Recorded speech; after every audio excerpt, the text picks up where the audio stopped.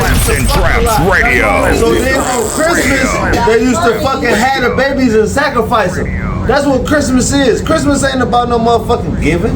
Well, Christmas is about the sin of Easter, they greed. fucking ate the babies. No, It Christmas, is. Every Christmas, they were holiday. fucking. That's Yeah, I mean, true. it's Easter. Every holiday that we celebrate represents one of the 7 deadly sins. Every single Absolutely. one of them. Because also, Every single one. And Christmas is greed. Because Thanksgiving is gluttony. It's gluttony. Thanksgiving is when you eat the most. You consume so that's much true. food that you Yeah. feel sick. Valentine's Day is You want to be blood. thankful for gaining 10 Valentine's pounds. Day is blood. It's not love, it's lust. Because you proud don't that I ain't got really fat. about I love and gained 15 affection. pounds for the It's really about let me go get it this time. No, I'm gonna go get it. Why not? Yeah. Like, So it's that like was none of good. them represent what you really think. What you think it is, absolutely. It's the Slapz. We gon' hit you with Slapz and Trapz Radio Podcast. Let's get it. Powered by the Slap God. C. Austin, the DJ. You're tuned into Slapz and Trapz Radio. Powered by the Slap God, C. Austin the DJ. Austin the DJ. What up, though? The Slap God in the motherfucking building. And today, I got my young dog on the podcast. You know what I'm saying? Say what's up, homie. What's going on? You know who it is. It's They the know who the oldest. fuck it is. You know what I'm saying? Skyreal, you feel me? What's up? What's the deal with you, baby boy? Nah, shit, bro.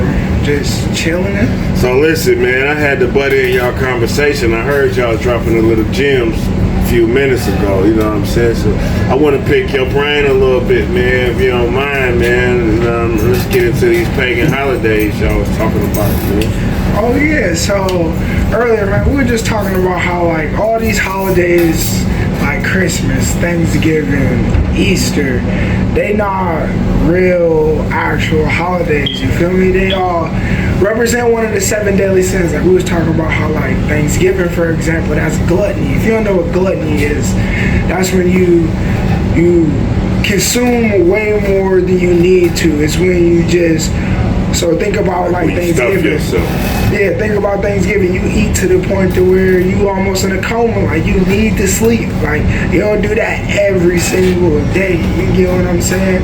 And that's also the most wasteful time. You throw away so much food. You waste so much food. You don't eat it all the time. You know what I'm saying? So same thing like Christmas. Christmas think, it's supposed to be about the birth of Jesus Christ, but it got so much about the gifts. It got so much about, I gotta get this person this. And even if it like, even if it's for your kids, you may be meaning it out of kind of heart, but it's not, you're not thinking about it as is it really coming from the heart, or is it just making this person satisfied? Right. So what would make you say something like that, though, man? Have you done your knowledge to be able to verify these things you said?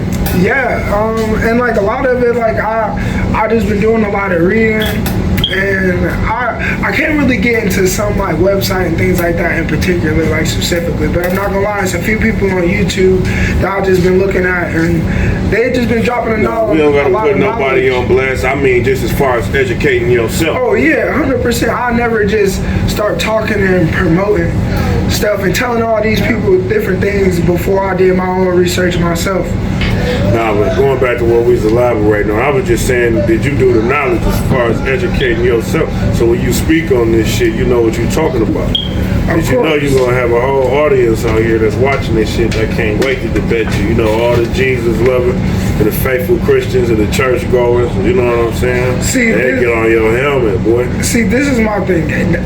Of course I do my research. I'm never just going to speak about something I ain't never did my actual research and did thorough background checks about it, but then also it's like with taking that knowledge, I also formulate my own opinion. So don't take what I'm telling you just 100% facts. It's the information that I received, and I'm just putting it in my own words and my perspective. It ain't about, this is what you're saying, I'm like, I get it, but I'm not trying to go all in the details. I'm not about to argue 100% of the facts, all that type of shit with you. This is just the information I'm taking, running it through my head, and just putting it back out there in my form and my vision and my own opinion. But like, yeah, I done my research, but if you ask me like, did you sit down for like 6 months and like research this shit? No, I did not. I ain't gonna cap. But did I do a thorough enough research that I feel like I can have a decent enough conversation about it? Yes, I do. Okay. So how do you feel about Christmas? personally, I just feel like it's not the same as when I was younger. And I understand that I'm 24, but it's just not the same. Like, now I think about Christmas as like, I feel like it's more about, like I was saying earlier, it's about satisfactory of getting somebody what they want. You know what I mean? Not even in that, not trying to say that being in a bad way. Like I said, you could be meaning it out of pure good heart. But it's more or less like, oh, I gotta get this person this gift, this gift. People go into so much debt around this time, spending so much money on these gifts that people don't even really take, you know what I mean, and really care for and cherish. Pressure of feeling bad about not coming through. Exactly. I feel like it's a lot of pressure on it. I feel like, you know, back then when I was younger, understanding that my parents, you know, couldn't provide a lot, so it was more or less like the things that I did get, it was something like I had to appreciate. I had to really take care of it. And also, like, taking care of it also showed that I appreciate it in a way. Like, if I buy you some shoes and you fuck them bitches up, the next week I'll see them, I'm gonna be mad. Like, bro, what the fuck? Like, I just spent X amount of money on this, bro, and you just feel like just because I gave them to you and they're yours now, you don't think I want to see you keep up with something I gave you? Like, I didn't have to spend my money on it if you were just gonna treat it like that. I could have just let you, you know, bought it yourself. You feel me? And let you treat your shit how you treat your shit. That's a fact. But I just feel like it lost what it truly represents in my eyes. Do you celebrate Christmas personally? Honestly, I celebrate Christmas only for like my younger siblings and my cousins, because I don't want them thinking that Christmas is just about gifts. I want them to still understand that Christmas is a way of showing, like, you know, my gratitude towards, you know, my love and affection. You know what I mean? Like, it's still, you know, love, pure love and joy in the gifts that you're receiving, and not just about the gifts, you know what I mean, itself. Like 100 gifts. Oh, you know, this kid got this many gifts, so I feel like I got to give my kid the same amount of gifts. You know what I mean? Type deal, whatever. And it's like, even if it's a subconscious thought, it's like, it's not even about that. It's like, I understand, like, if I get you something and you can receive a gift, it's out of my heart. It's out of the real trueness. So let me ask you this. How do you feel about the people that create these false narratives, like a Santa Claus, and push these lies to the people, push these lies to the children, got these children out here really believing that Santa Claus is real, you know what I'm saying? But you can just almost crack a joke amongst yourself knowing that Santa Claus is not real, you know what I'm saying? Somebody, big fat white guy sliding down the chimney with a suit on. See, my thing is, I feel conflicted. What if the motherfucking likes of that? See, I feel conflicted.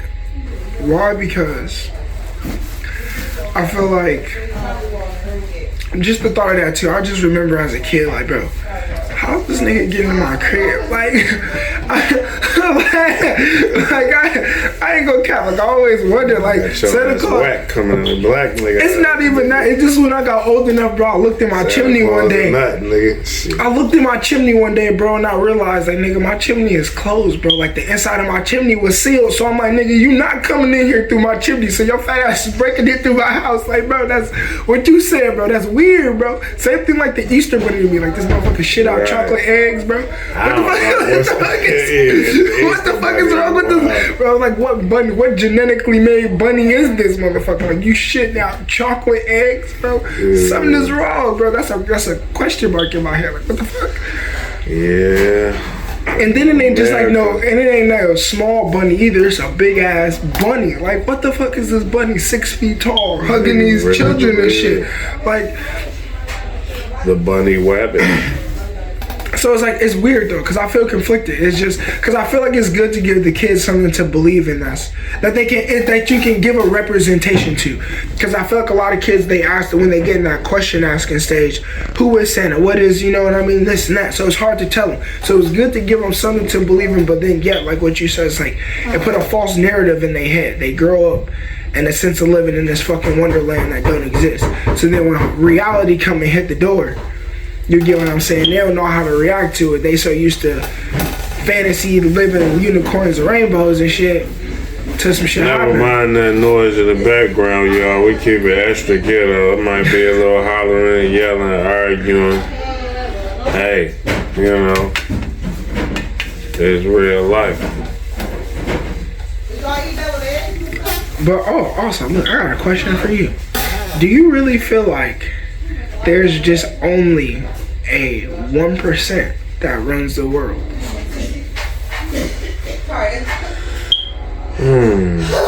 Well,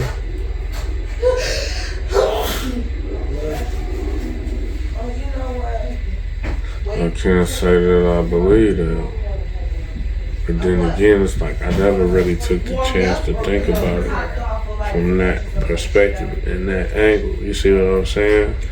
Well, I was just thinking about it like this, right? How everyone's like, you know, there's that one. It would have to be way more than 1%. Right. Okay. So I was thinking about it like this, right? You know how everyone's like, out of the top millionaires, you know what I'm saying? There's always that 1%. You know, that's why everybody got like the Illuminati. We're gonna use them for the reference. The Illuminati runs the world, right? From that perspective, say the Illuminati is this 1%. I always thought about it like this. I don't ever believe that there's such thing that there's a shared 1%. Because in my head, there's always a such thing as a one higher power, right? There's always going to be something that's always going to have one divine power that had to start from one object, one being, one person. Even if it was a multi-person thought, it's somebody out of that group who's going to get greedy, who's going to get something to where it's all going to fall on just one person, right? So I was like, I feel like in the world, like I feel like the world is ran by a 0.5%. I feel like it's a 0.5% of the world. And they're like understanding like they got all these. Why do you think so little? Okay, so for example, like I feel like for me, like I feel like if I had the chance to like have, for example, start a country or whatever, earn like $150 billion, right? Say if that was like I was the richest man on the planet, right? With that $150 billion, I ain't never have to work a day in my life. My kids ain't never have to work, whatever. And I started understanding how to control power, run the government, run the system, this, that, the third. Why would I want to divide that instead of just breaking it down into my family and branching it off within family systems in my government? Even understanding that people, even if you marry into my family, whatever, but it will never leave my bloodline. So say even if my son get married to whoever, but everything's still gonna be in my son's name. Don't ever take shit out, whatever. Don't ever sign nothing over. Everything is in your name legitly. So now the only thing to me, I feel like sovereign or diplomatic. Exactly. So I feel like even now that you got all these companies that people point out and everything that they say run the world that's in these top 1%. I feel like to me it's all one family. They just get diluted after a certain time. After a certain point, after 3 generations, people that know you now will never know you. So after 3 generations of life, people that you walked on this earth with, everybody that you walked on will possibly be dead or if not going to die. So it's like that's the only thing that's changing. So if this has been going down for decades, over and over and over, why would that number change? Why would that number go up instead of it going down? That's, to me, in my opinion, especially with how much money and things are going now. You know what I mean? How inflation is and everything like that. So it's like I feel like that number would go down versus going up. And it's like, what better time, example, to have kids in this, that, the third, in this time when you know you got all that money? Just would make sense. Yeah, everybody looks at life through different lenses. That is true. You know? It's the Slapz. We gon' hit you with and Trapz Radio Podcast. Let's get it. Powered by the Slap God, C. Austin, the DJ.